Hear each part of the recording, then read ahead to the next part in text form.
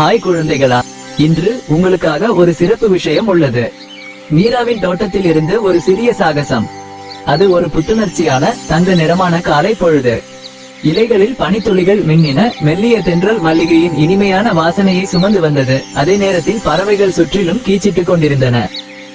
அவளுடைய சிறிய தோட்டத்தில் 6 வயது மீரா மகிழ்ச்சியாக துள்ளி குதித்தபடி ஒரு சிறிய பித்தளை பானையில் தண்ணீர் நிரப்பி வைத்திருந்தாள்.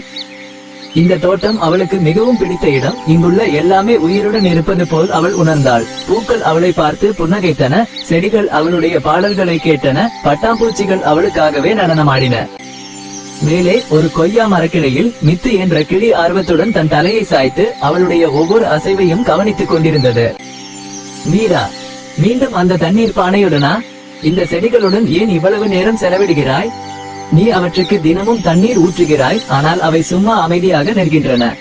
உனக்கு சலிப்பாக இல்லையா என்று கீச்சிட்டது. மீரா புன்னகைத்தாள். ஓ மித்து, இந்த செடிகள் சும்மா நிற்கவில்லை. அவை வளர்ந்து வருகின்றன. மெதுவாக, ஆனால் நிச்சயமாக. அவை ஏன் இவ்வளவு நன்றாக வளர்கின்றன தெரியுமா? நீ அவற்றுக்கு தண்ணீர் கொடுப்பதால். மித்து தலையை சாய்த்தபடி கேட்டது. மீரா சிரித்தாள். அது ஒரு பகுதி மட்டும்தான். அவை என்னால் மட்டும் வளரவில்லை. அவற்றுடன் ஒரு ரகசிய குழு வேலை செய்கிறது. ரகசிய குழுவா? எங்கே? மித்துவின் கண்கள் விரிந்தன. இங்கு யாரையும் நான் பார்க்கவில்லையே. அவர்கள் புதர்களுக்கு பின்னால் ஒளிந்திருக்கிறார்களா, அல்லது மண்ணுக்கு அடியில் இருக்கிறார்களா? மீரா தன் விரலை உதடுகளின் மீது வைத்தாள். சஸ், அவர்களை அவ்வளவு எளிதில் பார்க்க முடியாது.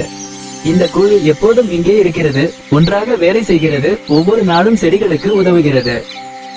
சொல் மீரா, இந்த குழுவில் யார் இருக்கிறார்கள்?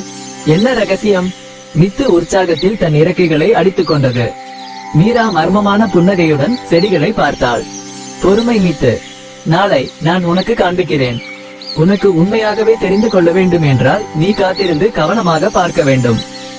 தோட்டமே அந்த பதிலை காண்பிக்கும். மீரா மித்துவிடம் என்ன ரகசியத்தை பகிர்ந்து கொள்வாள்? அடுத்த பகுதியில் கண்டுபிடிக்கலாம். குழந்தைகளே, இந்த காணொளி உங்களுக்கு பிடித்திருந்தால் அதை லைக் செய்யவும், மேலும் பல மந்திர கதைகளுக்கு, பண்டைய கால கதைகளின் ஞானம் சேனலுக்கு சந்தா செலுத்துவதை மறக்காதீர்கள்.